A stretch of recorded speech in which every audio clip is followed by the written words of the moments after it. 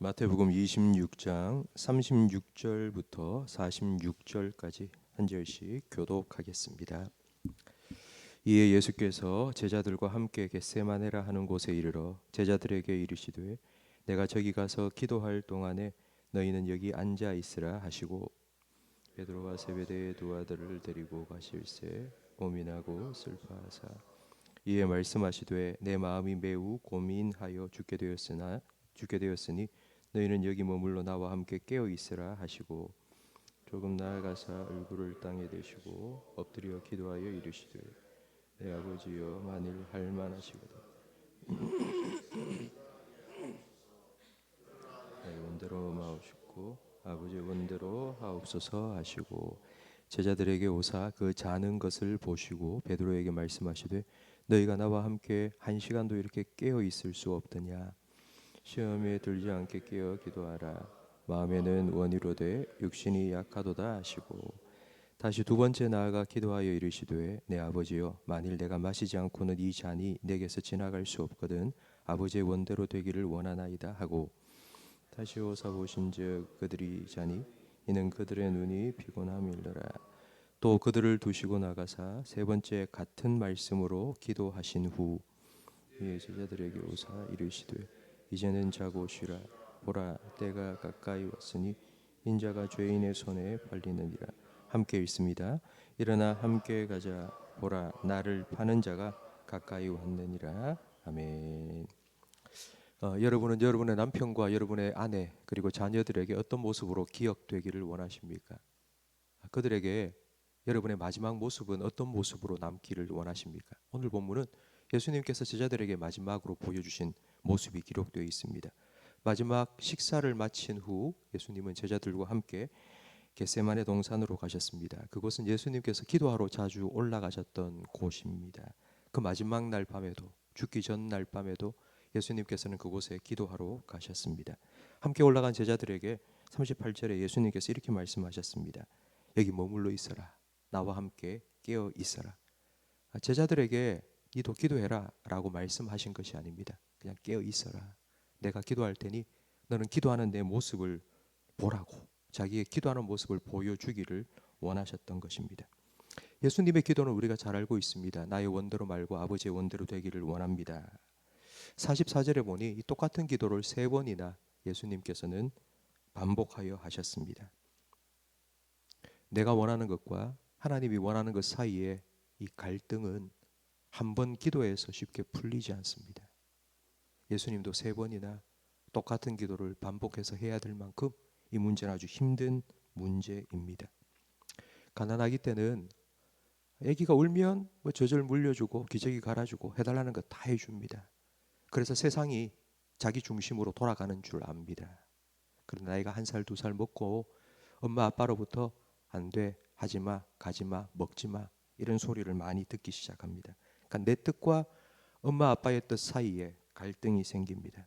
신앙생활 처음 시작할 때는 참 좋습니다. 기도하면 다 응답받고 막 은혜가 철철 넘칩니다. 그러나 신앙생활을 조금 하다 보면 점점 어려워진다고 느껴집니다. 바로 이 갈등이 생기기 때문입니다. 성경을 읽고 듣고 하면서 하나님의 뜻이 무엇인지, 하나님이 내게 원하시는 것이 무엇인지를 알게 되면 갈등이 생깁니다. 주님 은혜를 깨닫고 주님을 더 사랑하면 주님을 위해서 이거 하고 싶은 마음이 생기는데 내가 하고 싶은 것과 주님이 원하시는 것 사이에 갈등이 생깁니다. 이것이 주님을 따라가지 못하도록 만들고 십자가를 지지 못하게 하는 시험입니다. 이것이 영적인 전쟁입니다. 영적인 전쟁이 일어나는 전쟁터는 내 마음입니다. 어떻게 해야 이 전쟁에 승리할 수 있을지를 예수님께서는 겟세마네 동산에서 보여주셨습니다. 제자들을 데리고 가셔서 깨어 있으라고, 내가 기도하는 거 보라고, 내가 지금 여기서 기도하고 어떻게 십자가를 지는지 보라고 예수님께서는 제자들을 데리고 가셔서 깨어 있으라고 하셨습니다. 기도 없이는 시험을 이길 수 없습니다. 기도 없이는 자기를 부인할 수 없습니다. 기도 없이는 십자가를 질 수 없습니다. 기도는 하나님과 내 뜻 사이에 씨름이 벌어지는 것입니다. 씨름하면 생각나는 사람이 한 사람이 있죠. 야곱입니다. 야복강가에서 하나님과 야곱 씨름했습니다. 하나님께서 야곱에게 씨름을 거셨죠. 하나님 이렇게 말씀하십니다. 내가 하겠다. 내가 하겠다. 그러니 너는 나를 따라오라고. 그런데 삿발을 붙잡은 야곱이 고집을 안 꺾습니다. 제가 할 테니까 저 조금만 도와주세요. 제가 다 알아서 할 테니까 하나님께서는 조금만 저를 도와주시면 제가 다 알아서 하겠습니다. 고집을 꺾지 않자 하나님께서는 환도뼈를 꺾었습니다. 그리고 완전히 항복을 시켜 버리셨습니다. 기도의 씨름에서 내가 꺾이고 하나님이 승리하셔야 됩니다. 이것이 나의 승리입니다. 성도 여러분, 내가 기도해서 내 기도에 응답을 받아야 내가 승리하는 것이 아니라 그건 망하는 길입니다. 내가 기도해서 내 뜻이 꺾이고 하나님의 뜻이 이루어져야지 하나님이 승리가 내 승리가 되는 것입니다. 예수님은 십자가를 앞두고 기도하셨습니다. 그리고 십자가를 지셨습니다. 하나님의 뜻을 이루시고 예수님께서는 승리하셨습니다. 예수님께서는 겟세마네 동산에서 이걸 마지막으로 보여주기 원하셨습니다. 예수님께서는 누구든지 나를 따라오려거든 자기를 부인하고 자기 십자가를 지고 나를 따라오라고 부르셨습니다. 우리가 믿음으로 주님을 따라가면 반드시 시험이 찾아옵니다. 그건 당연한 것입니다. 내가 원하는 것과 하나님이 원하는 것 사이에 고민하게 되고 갈등이 시작됩니다. 이 고민과 이 갈등은 기도하지 않고는 풀 수 없습니다. 예수님께서 보여주신 것처럼 기도해야지 이길 수 있습니다. 기도는 하나님과 씨름하는 것입니다. 그 씨름에 내가 이겨 먹으려고 마음 먹으면 큰일 납니다. 하나님이 이기셔야 됩니다. 기도는 하나님과 씨름해서 하나님께 항복당하는 것입니다. 이걸 좀 더 고상하게 표현하면 하나님께 설득당하는 것입니다. 내가 생각하고 있는 내 뜻보다 하나님의 뜻이 더 크고 더 위대하다는 것을 설득당할 때에 우리는 하나님 앞에 두 손 두 발 들고 항복할 수 있습니다. 부두에 줄로 매여 있는 거룻배가 있습니다. 그 배에 타서 묶여 있는 줄을 당기면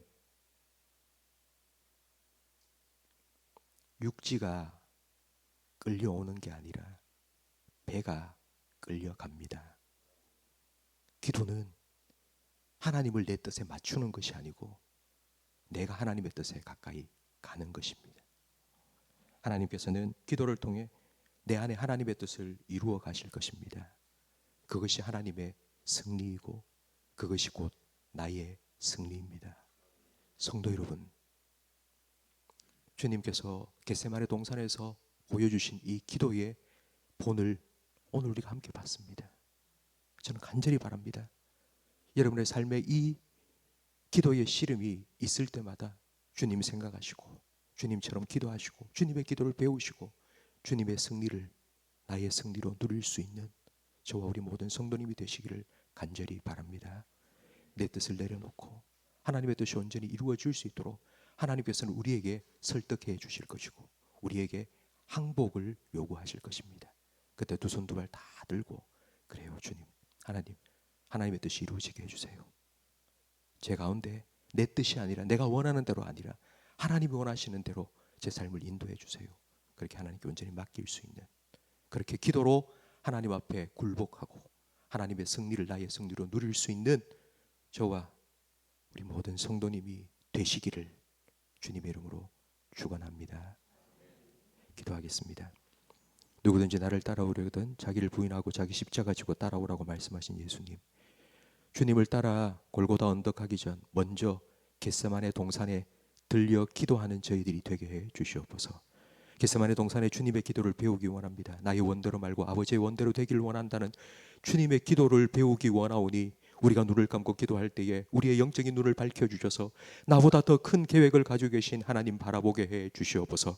하나님의 뜻으로 우리를 설득시켜 주시고 그 하나님의 뜻에 항복할 수 있는 믿음을 우리에게 허락해 주시옵소서.